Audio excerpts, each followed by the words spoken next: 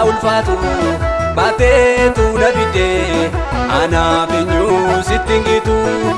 argeera irreekee utuunni na tumsu na gargaaru waaqa koo eenyu sirraan dursu argeera irreekee utuunni na tumsu na gargaaru waaqa koo eenyu sirraan dursu.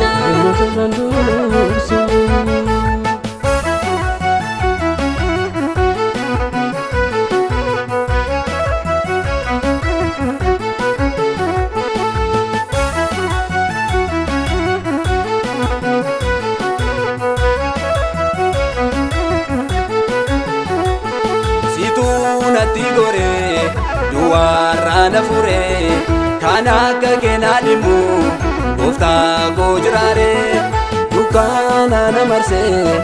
ifa keen ibsite yaandoo rakkina koo anarra caamsite dukkaana na marse ifa keen ibsite yaandoo rakkina koo anarra caamsite. Karaa mucucaatu waa isaa ulfaatu baateetu na fidee anaaf eenyu sitti hin gitu argeera irreekee utuunni na tumsu na gargaaru waaqa koo eenyu sirraan dursu argeera irreekee utuunni na tumsu na gargaaru waaqa koo eenyu sirraan dursu.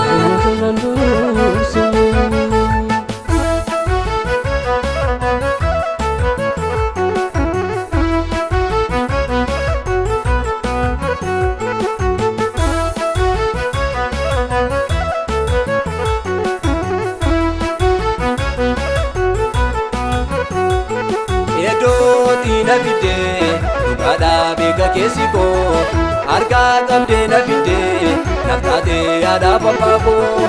anoo siinan argee ho'ee kan na gargaare utuutii na jirtu qullaa ta'ee hin daarree anoo siinan argee ho'ee kan na gargaare utuutii na jirtu qullaa ta'ee hin daarree. Karaa mucucaatu waa isaa ulfaatu baateetu na fidee anaaf eenyu sitti hin gitu argeera irreekee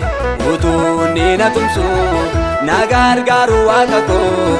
eenyu sirraan dursu argeera irreekee utuunni na tumsu na gargaaru waaqa koo eenyu sirraan dursu.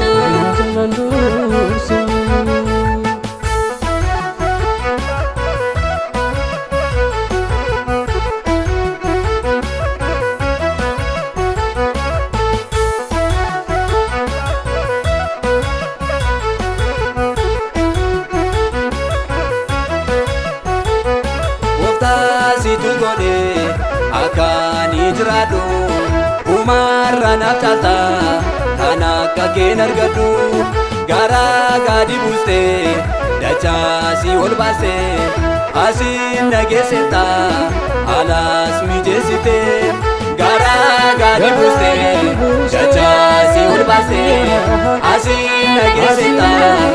alaas mijeessite. Karaa mucucaatu waa isaa ulfaatu baateetu na fidee anaaf eenyu sitti hin gitu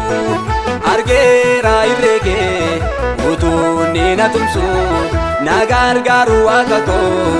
eenyu sirraan dursu argeera irreekee utuunni na tumsu na gargaaru waaqa koo eenyu